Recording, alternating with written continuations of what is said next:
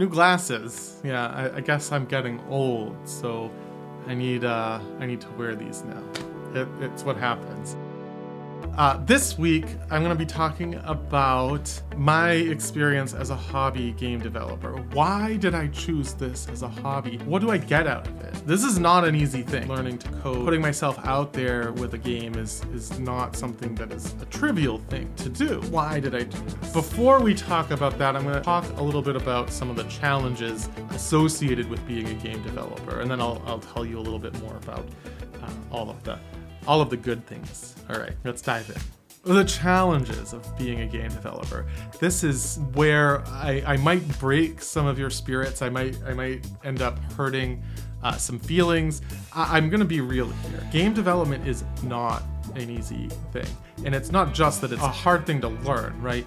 There are a lot of games that are getting pumped out for every year. You're competing against people with money to spend on advertising. You're competing against people that are able to develop these things much faster than, you could find a trend in game development and work on your project. But if you aren't able to get out while that trend is hot, then you might have missed the wave. At the same time, as all of these games are flooding into the app stores of the world, people only play a handful of games. People only have time for so much entertainment. There's Netflix and Amazon Prime and HBO, and then there's social lives and sporting events and all sorts of other things. You really don't have real estate for games. There is so much to choose from. So there are a lot of studios out there that just pump out games. They may spend a week or a month developing a game, but the idea is if you pump out enough of them, maybe one of them will be picked up by the algorithm.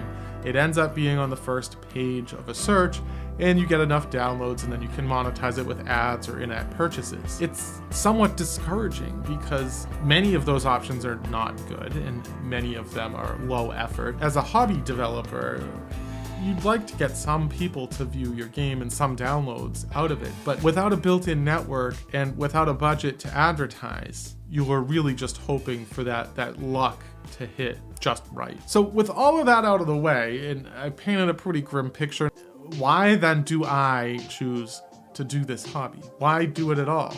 I can talk about my own personal decisions and why I chose this. I'd love to hear your decisions if you are in the same boat in the comments below. But from my perspective, the reason I chose this hobby was because I find it interesting.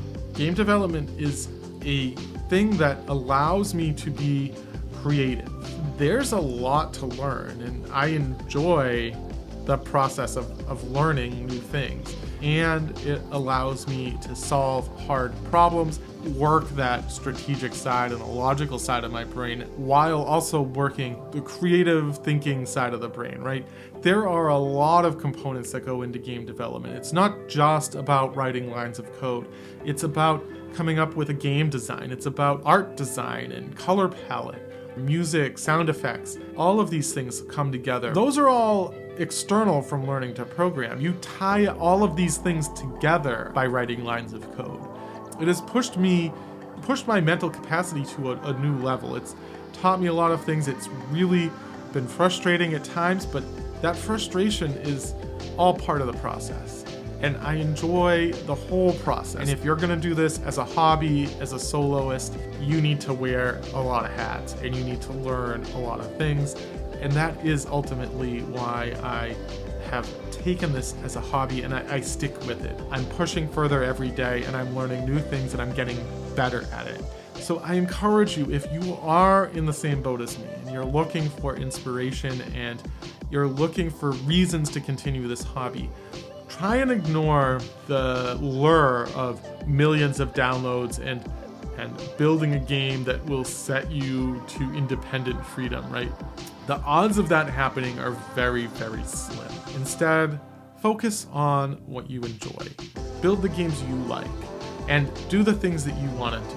Now, if you're setting out to do it as a solo developer and you're trying to build a career out of this, that's a different story. You should probably really focus on a business plan and try and figure out how you're gonna market your game, how you're gonna get your game in front of people's eyes. Working with a publisher is a great option for someone who is a solo developer, because publishers will have those connections. They have the built-in audience. You build the game, they distribute it.